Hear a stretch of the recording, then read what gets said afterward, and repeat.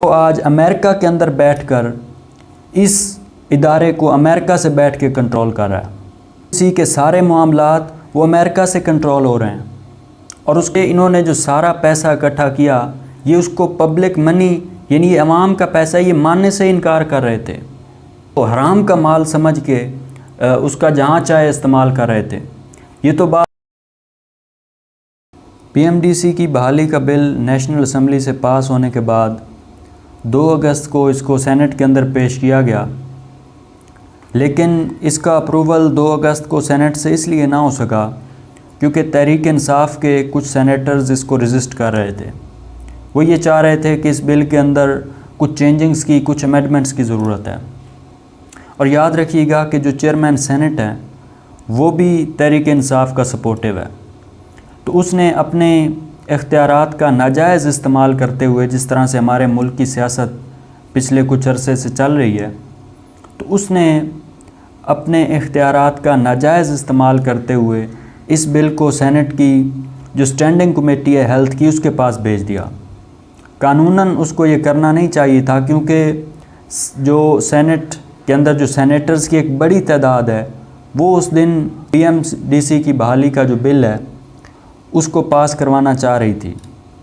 सिर्फ चंद लोग ये जो तहरीक इंसाफ के थे सेनेट में ये उसकी मुखालफत कर रहे थे और उन्हीं के कहने पे इस बिल को स्टैंडिंग कमेटी के पास भेज दिया गया। अब स्टैंडिंग कमेटी ने इसके अंदर जो चेंजिंग्स की वो बात कर रहे थे उसको देखना था और 5 अगस्त को दोबारा से सेनेट का जो इजलास है हुआ, लेकिन उसके अंदर भी जो चेयरमैन हैं उस स्टैंडिंग कमेटी के आयूम अहमद, उन्होंने कहा जी कि ये तो टाइम ही कम था, इसके अंदर तो हम चेंजिंग्स कर ही नहीं सकते थे। अब वो भी तहरीक इंसाफ के हैं, तो ये टोटली तौर पे ये जो चंद लोग हैं ये मिल के कोशिश कर रहे हैं कि किसी तरीके से इस बिल को डिले करवाया जाए, इसको पास ना होने दिया जाए। अगरचे इनको पता है कि जो सेनेटर्स की एक बड़ी तादाद वो इस बिल को पास करवाना चाह रहे हैं और वो ये जो चेयरमैन है इसके ख़िलाफ़ वोट ऑफ नो कॉन्फिडेंस भी पेश कर सकते हैं, लेकिन वो ये सारी चीज़ें सिर्फ इसलिए कर रहा है कि किसी तरीके से इस मामले को डिले किया जाए ताकि अगले महीने जो एमडी कैट होना है वो इसी पीएमसी के थ्रू कंडक्ट हो। अभी मुहर्रम की छुट्टियों के बाद दोबारा से सेनेट का जो इजलास होता है उसमें मज़ीद हम देखते हैं कि ये क्या करते हैं, लेकिन इनकी कोशिश डिले करने की क्यों है, ये क्यों डिलेइंग टैक्ट्स इस्तेमाल कर रहे हैं। उसके पीछे वजह ये है कि ये जो पीएमसी का काला कानून है इसको लाने वाले ये तहरीक इंसाफ के लोग हैं। जो नौशेरवान बरकी जो कि इमरान खान का कज़न है वो मेनली इसको चला रहा है।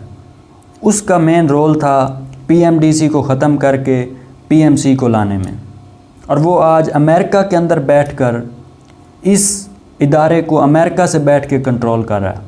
इसी के सारे मामलात वो अमेरिका से कंट्रोल हो रहे हैं और उसका यहाँ पाकिस्तान के अंदर जो फ्रंट मैन है वो अली रज़ा, जो कि जिसका इस मेडिकल प्रोफेशन से ताल्लुक़ ही नहीं है, जो कि बज़ाते ख़ुद एक वकील है, का यहाँ पाकिस्तान के अंदर जो फ्रंट मैन है वो अली रज़ा, जो कि जिसका इस मेडिकल प्रोफेशन से ताल्लुक़ ही नहीं है, जो कि बज़ाते ख़ुद एक वकील है, वो उसको यहाँ पे वाइस प्रेसिडेंट है पीएमसी का और वो इसको यहाँ पे चला रहा है।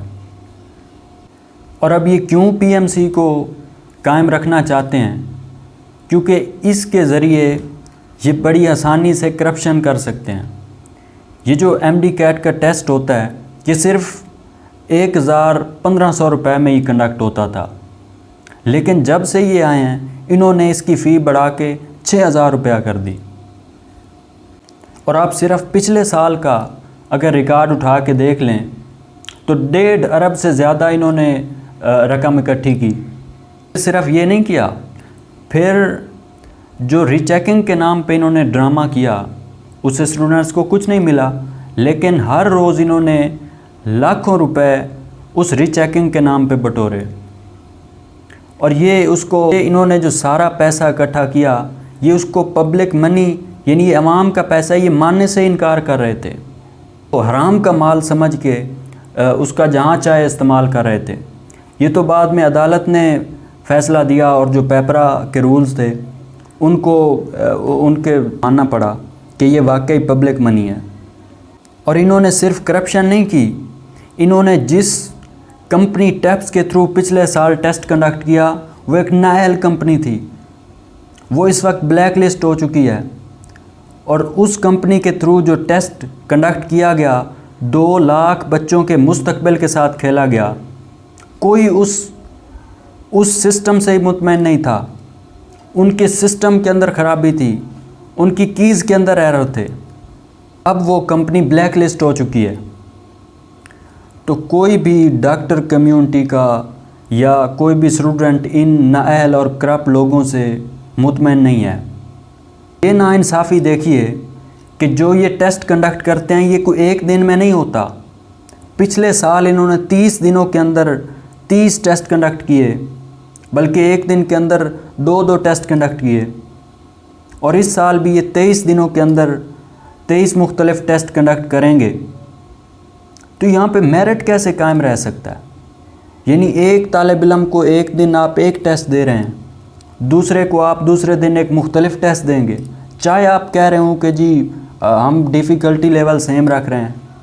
ये जो इस तरह का टेस्ट कंडक्ट होते हैं इनके अंदर तो ये आप नहीं कह सकते। सेम टेस्ट सारों को मिलना चाहिए ताकि मेरिट के ऊपर कोई सवाल ना उठ सके। ये पीएमसी का नाअहल इदारा काबिल कबूल नहीं है, हमें ये काला कानून काबिल कबूल नहीं है। और हम पाकिस्तान के तलबा इंशाअल्लाह इसके ख़िलाफ़ अपनी आवाज़ बुलंद करते रहेंगे।